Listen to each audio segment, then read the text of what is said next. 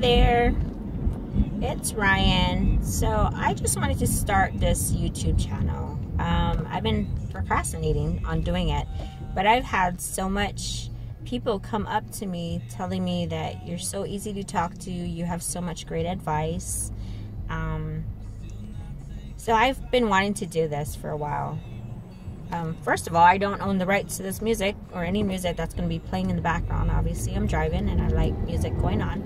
But I just wanted to start this YouTube channel for people that have no one to talk to, like no friends, or feel like they can't talk to anyone. Well, I'm one of those people that I have issues trusting.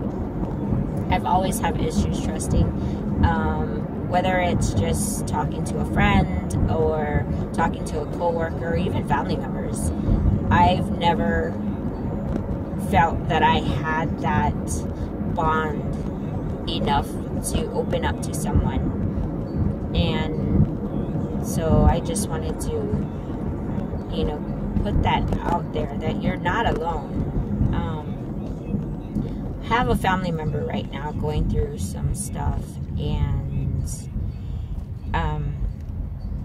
things are not very nice or polite, or, you know, it's just a very negative situation that's going on right now. And I'm trying to do as much as I can from where I'm at, and what's going on in this person's head right now is just, you know, a lot of negativity because of the situation that they're in right now. And so what I'm trying to do is just try to be positive. You know, I'm much younger than this person, and I just want them to realize that you can't let the negativity that's around you fester in your head, because that'll just bring you down. That'll just make you a negative person, and that's not what you want. You know, you want to be able to live a happy and exciting life. I get it that some people like to be alone. I like to be alone. I'm alone right now. I'm always alone. But there are times that you need to be with other people. You need that human contact. And the situation that this person is in right now, there is pretty much no human contact at all. They pretty much text and call me every day. I don't mind it. I don't work. I do a little work from home, but I don't physically go out and work. So I don't mind, you know, being called or text or anything. If I can help, then yes, by all means, you can bother me per se, which you're not. But you can't let negativity fester in your head, because that'll bring you down. That'll bring more negative energy to you. I get it. I've been through a lot, and we're not going to go into that, maybe in another video.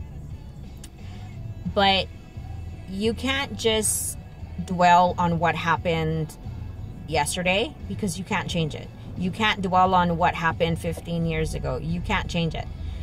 You can't dwell on what happened 10 minutes ago.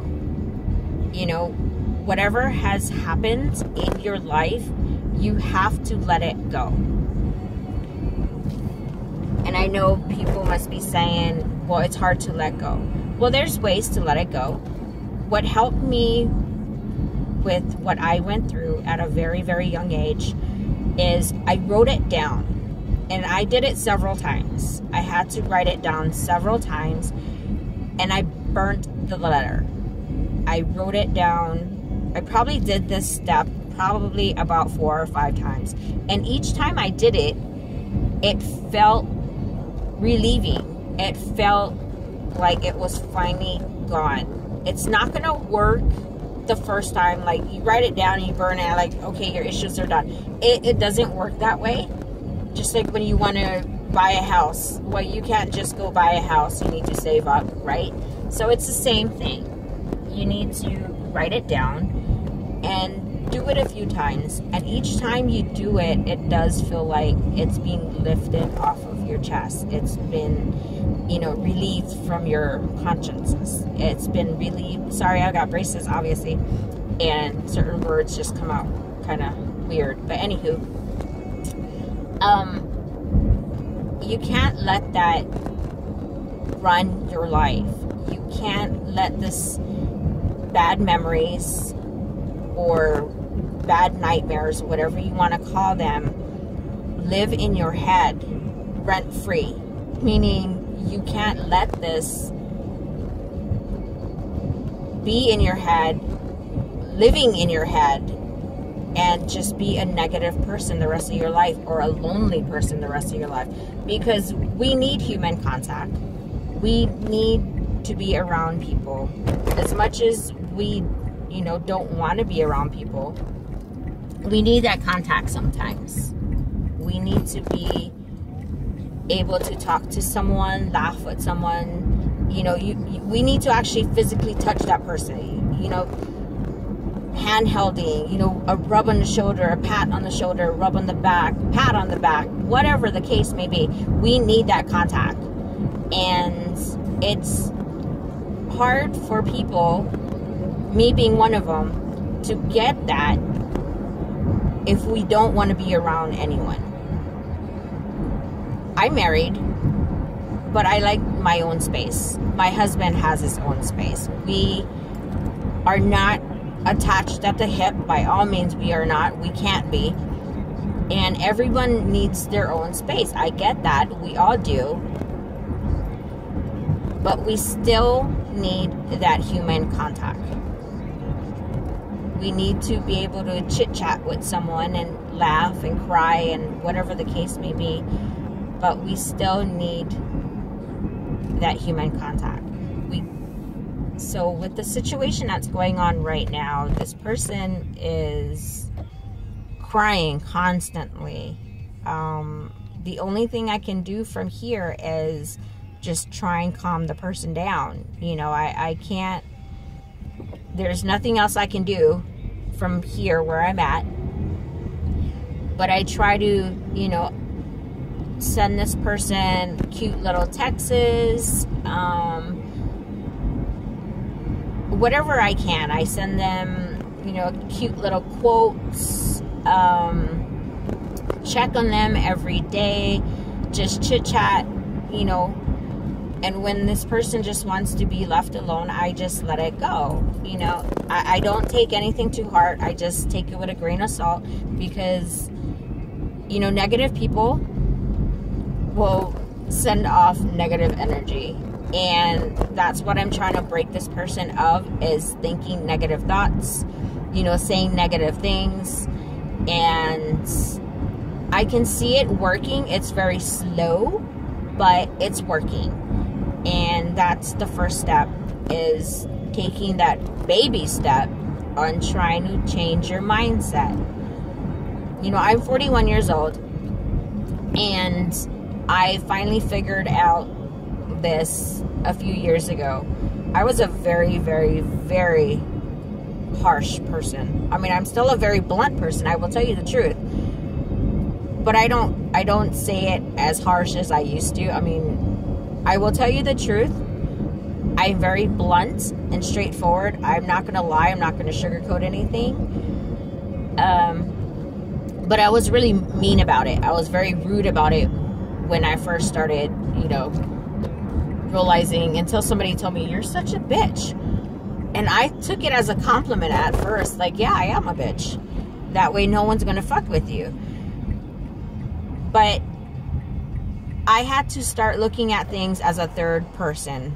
As a third person, looking into every situation. No matter what situation comes abroad or comes up. Did I even use that word properly? I probably didn't.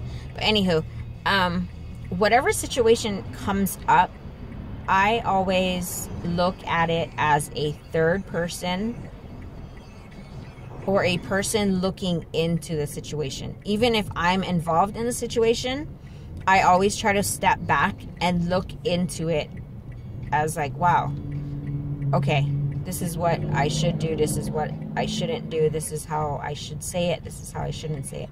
I always try to pick my battles as well. I'm trying to get my husband to see things that way as well, because he does have a stressful job. And you just need to learn to pick your battles, whether it's in your professional life or in your personal life. Even when you come home from work, whatever happens at work needs to stay at work.